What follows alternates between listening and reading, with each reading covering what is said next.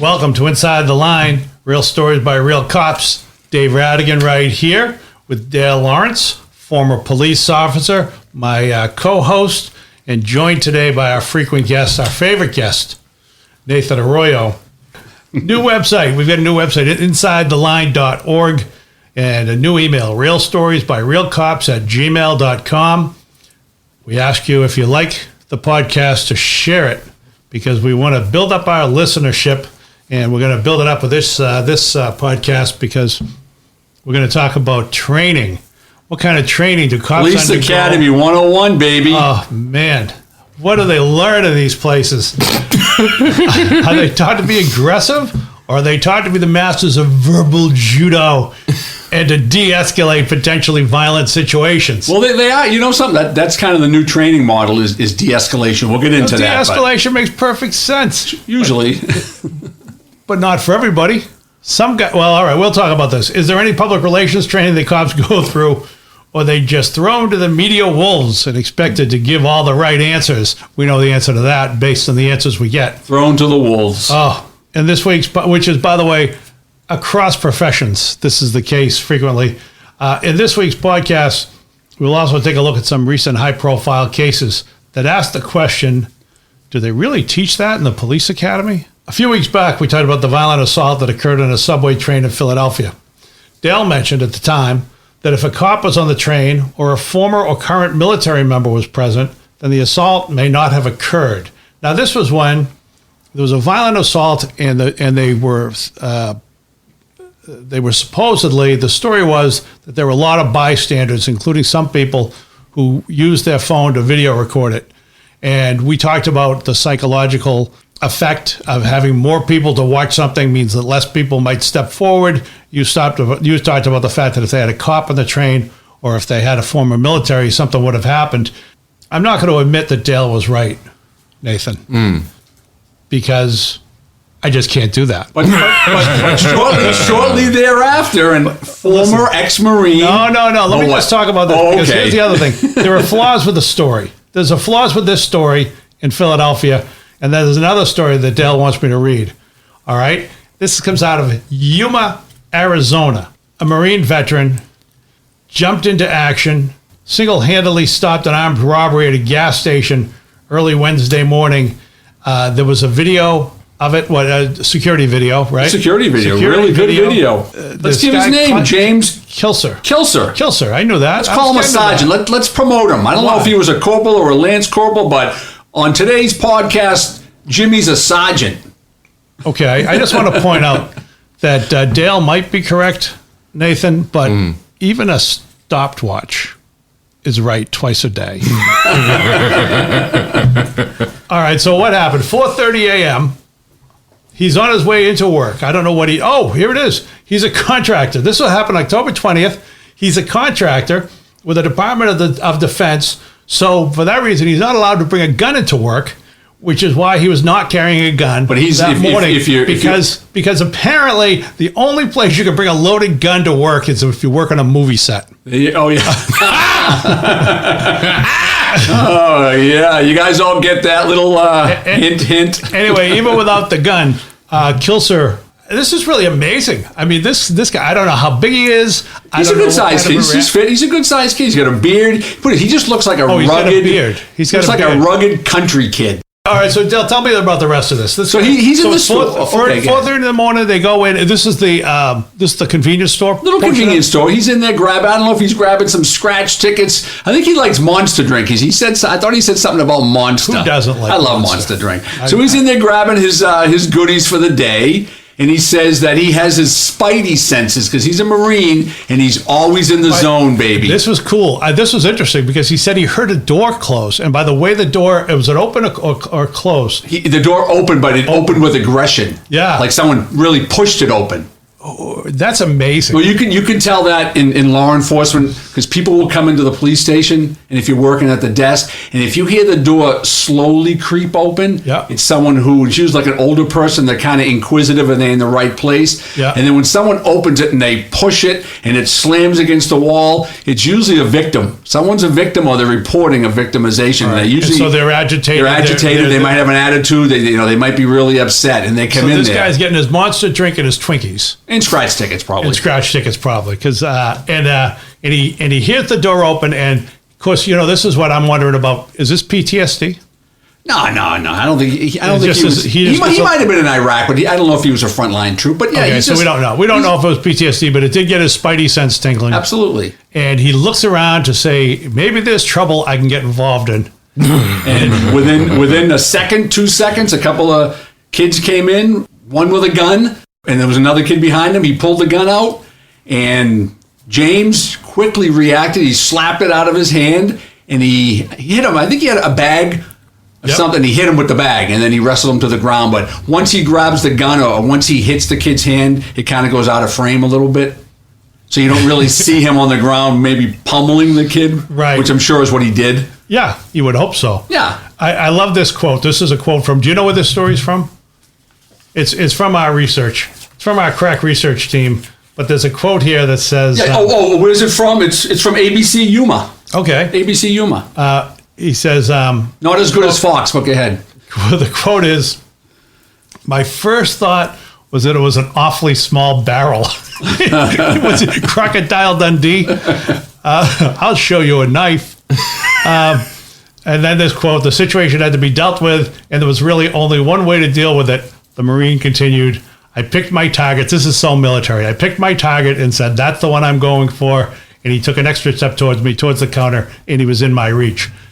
And that was it for the guy. Yeah, because action beats reaction. So the kid pulled out the gun, and he's assuming in his head that everyone's going to be petrified. But they had the ex-Marine baby, and that just jacked him up. And he went with the action beats reaction, and he acted, and he was able to just outsmart the kid, and he was just quicker than him. He grabbed the gun, and it was de-escalated that quick. I wouldn't recommend doing that. That's not something you would say, go out and do it because you're going to be 100% effective. Because if you miss the gun, or if you miss and the kid pulls back, then his instinct is going to be to pull the trigger. Right. You're probably going to get shot, or someone's going to get shot. Yeah. So you have to have some training. Yeah. And he probably got that in the Marine Corps, and they train that in the police academy. Yeah. But you have to react. Do they teach that in the Marines? Absolutely, they do. Hand to hand. Hand to hand combat. They will teach to disarm someone, whether it be with a handgun or a knife or any other weapon. But you have to practice it. You have to be committed to it. You must act quickly and violently to stop it. You can't be half-assed doing it. Yeah. You can't hesitate. It has to be boom, boom. This is where the training comes in. Absolutely. All right, Nathan, what do you think? Action beats reaction? I have no idea what that means. I have no idea what that means. It means you take action real quickly. That flew entirely over my head. How about this one? Yeah. What's it like to always be in a state of constant awareness? I would not know. I'm in a constant state of whatever the opposite of awareness is. I'd say that's accurate. The question was in my notes, Dale. I had to ask. Yeah, because when you listen to his interview, that's pretty much what he was saying. He's kind of in the zone all the time. He seems like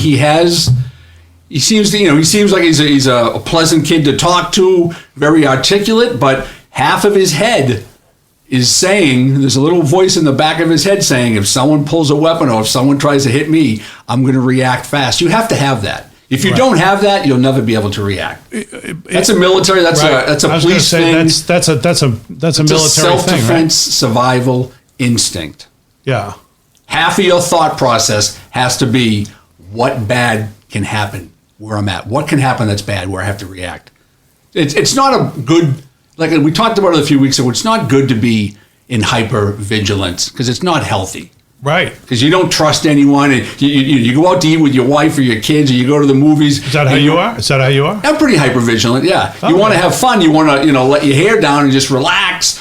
But there's just this instinct in you that says, okay, I'm going to be 80% relaxed, honey, and 20% focused. Honey, I don't look at the guy in the popcorn machine. I don't trust him. All right, let's get back to the Philly train incident. This is an absolutely horrible story about a rape that happened on a train. But it's interesting because the first story, this is one of those stories where it's an unbelievable story. It's a story that you want to condemn. You want to condemn everybody on that train who didn't do anything to stop these rapists from committing this rape on the train.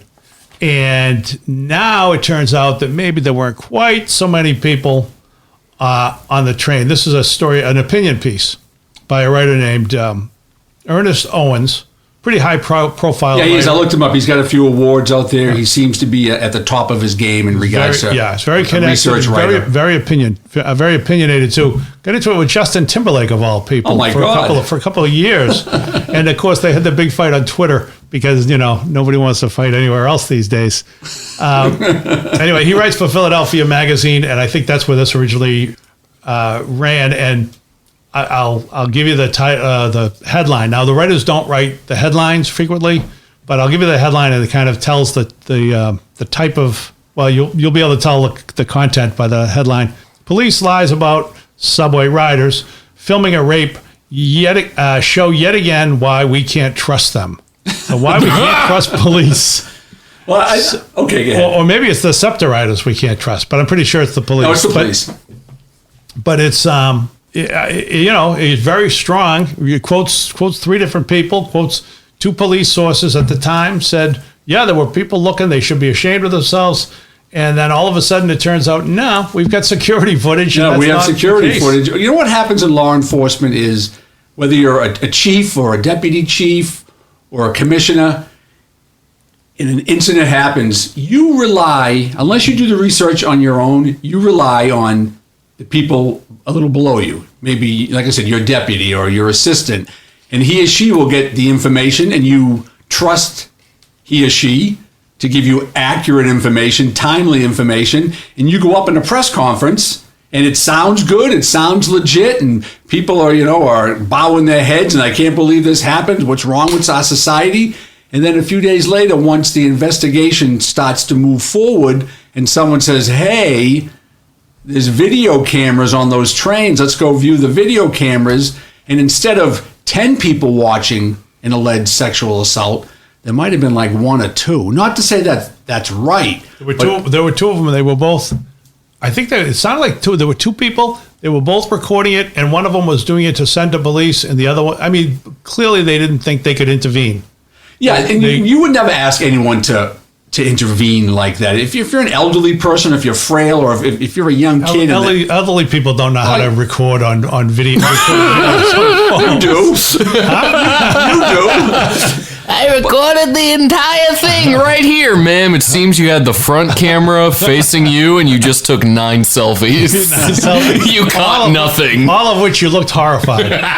Yeah, so it makes the police look bad because it makes them look as though they're trying to exploit their own narrative that, hey, you got to support the cops because if the cops were there, kind of like I said, we would intervene. But in reality, it wasn't the way it was, and like I said, it makes the cops, like he said, it makes them look like they're liars, and they're trying to just look out for themselves, and that's all they care about is their public image, and it's not a good look. But you see that in law enforcement because doing press conferences and speaking in public and giving information to reporters, whether it be a print reporter or a news reporter live. There's no training for that. Very, very little training. Well, it's interesting because it's the same in newspapers.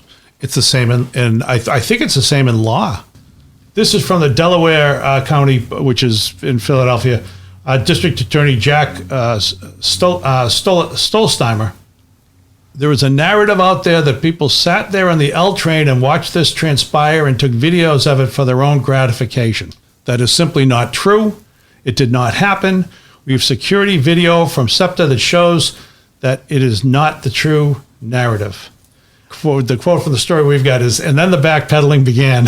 Bernhardt, who was at the press conference, Bernhardt's the Upper Darby's police superintendent, Timothy Bernhardt, blamed the information on the officials from the transit authority. What you see, what's becoming very evident, not only in the military but in law enforcement, if you make a statement, if you're a chief and you make a statement, and a few days later it's found that that statement wasn't accurate. Let me guess, you're trying to pass the buck. Instead of trying to pass the buck to a subordinate who may have given you the information, if you just say, the information that I had at the time was inaccurate, I apologize for that, but going forward, we're going to give you